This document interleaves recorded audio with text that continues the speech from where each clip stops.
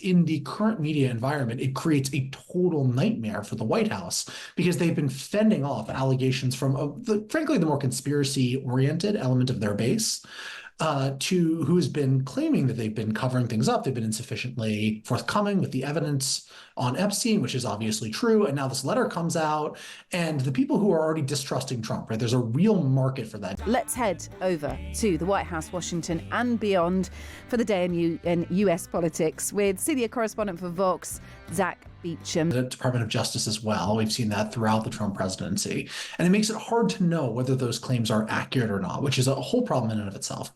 But second, we live in a media environment where even the appearance of impropriety in something like this ends up becoming a problem for the person involved in it. I'm not saying that's right or wrong, nor am I vouching for the authenticity of this letter. I don't know. What I am saying is in the current media environment, it creates a total nightmare for the White House because they've been fending off allegations from, frankly, the more conspiracy-oriented element of their base, to who's been claiming that they've been covering things up. They've been insufficiently forthcoming with the evidence on Epstein, which is obviously true. And now this letter comes out, and the people who are already distrusting Trump, right? There's a real market for that. And you can see it in the way and the kinds of content that are going viral in conservative social media. You can see how a narrative would be spun around this and will almost certainly among certain elements of the base that Trump is once again, and now he has the government behind him, right? What are they hiding? Why are they lying about this?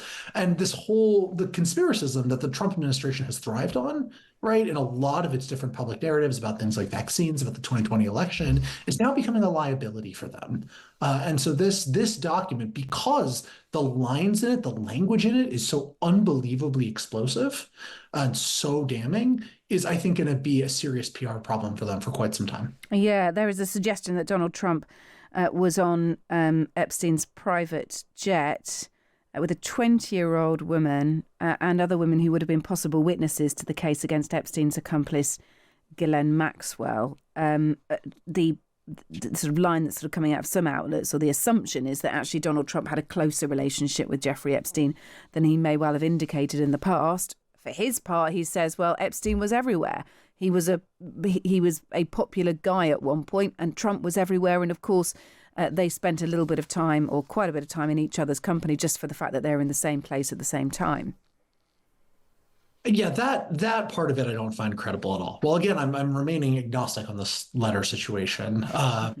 It is very obvious that Trump and Jeffrey Epstein were friends, right? And he spent much more time than him than is normal. We know that from a letter that was publicly made available earlier this year, over the summer, where Trump signs Epstein's birthday card and writes him a really weird note. And the Wall Street Journal reported this, and it's been verified. It was like, a handful of people, and not that many, who signed on to this thing. Not everybody spent a lot of time with Epstein. And there's tons of publicly available reporting suggesting that they were unusually close and that they would even compete over the amount and attractiveness of the women that they would sleep with. That's just, things that we know, and it tracks very well with Trump's, both his appearances with Epstein. There's a lot of evidence that they spent time together, as well as, documented Trump comments about women, the grab him by the pussy tape, for example, back from 2015. It's clear, right? There's no doubt that they spent a lot of time together. What there is doubt, or what I should say is, has not been established, is that Trump participated in sexual assault directed at underage girls. 20-year-old is not underage at anywhere in the United States that I'm aware of. That doesn't make it ethical or moral or the right thing to do if Trump, who is, I believe, married at the time, was sleeping with young women in their 20s, and he was, an old man in his 40s, 50s, 60s, whatever age. I'm not sure exactly when that photo was dated to. I'm not speaking for the propriety of it. What I am saying is that there are allegations flying around, especially in liberal social media, that Trump is now very obviously a pedophile, right? And that has not been supported with evidence. No. Do not know that that is true. Absolutely not. And look, he is going to refute that. The US Justice Department is going to refute that, and there is little evidence. In fact, what the Justice Department has said is that some of the documents contain untrue and sensationalist claims made against President Trump that were submitted to the FBI right before the 2020 election. And our listeners can read their own thoughts into that. Marjorie Taylor Greene, a House Republican, she's resigning in January after breaking with Donald Trump and many within her party, called the latest Epstein files horrifying. She said, Trump called me a traitor for fighting him to release the Epstein files and standing with women. This is what she put on X. Only evil people would hide this and protect those who participated. I pray for these women. That's what she's had to say. Are the Democrats making enough of this, Zack, do you think, politically? Well, look, I think that it's tough to make any judgments right now. It's December 23rd. Tomorrow, pretty much everything starts shutting down for the Christmas holiday, and then we go into the week of New Year's. It's hard to make a lasting impression with news cycles at this point in the year. That's just a fact about the political calendar. Now, the question is, and that's probably why part of why some of the stuff is coming out right now, actually, the hopes that people forget about in the new year.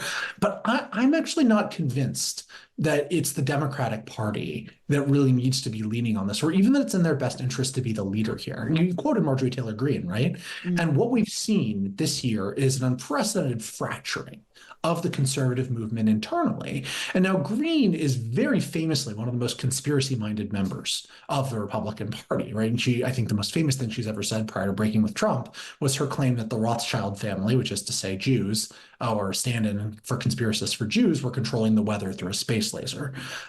So that's the kind of person that she is, right? It's very makes these really wild claims. And that element of the movement, they're not fully breaking with Trump, but many of those people are aligned with RFK Jr. and the sort of Maha movement. But there is a component of that conspiracist right that is deeply skeptical of specifically the Epstein stuff. And so when you have Marjorie Taylor Greene, who is gambling that she's not just quitting because she thinks she can't win, she's in a blood red district and can probably survive a primary. She's quitting, I think, because she's gambling that making a break with the Trump administration is going to advance her career better. She will show she's getting off a sinking ship and aligning herself with a right that believes that they are being betrayed, not because Trump is, selling out and being a liberal, but because he's denying them the truth about the conspiracies he promised at the bottom of. Okay. And that Democrats should be outsourcing that, if they're politically smart, to Marjorie Taylor Greene, because she's, for that part of the right, a much more credible messenger. And Democrats have their own problems with Trump. Let's talk about the US economy, because good news for Donald Trump here, grew at an annual rate of 4.3% in the third quarter, driven by consumer spending. That is reportedly the fastest pace it's grown in 2 years. President Trump claims the figures are proof of a Trump economic golden age, even as inflation rises and pressure builds on the Federal Reserve over interest rates. How much are Americans reading into this? Are they feeling better off, Zack? I don't have any sense of that. I mean, if you look at the consumer surveys, right, that assess the way that people are feeling about the economy right now, you're seeing historic lows, not like the lowest of all time, but the lowest. I mean, if I recall the statistics correctly, since the Great Recession, which is totally bizarre, right, in sort of an objective sense. In that, you had the COVID-19 pandemic, which obviously caused a much worse short-term economic hit than anything that's happening right now. I think what is happening in the United States, and in fact, a lot of developed countries, right, it's not just an American thing, is a locked-in sense of voter frustration with the way that the economy is working right now.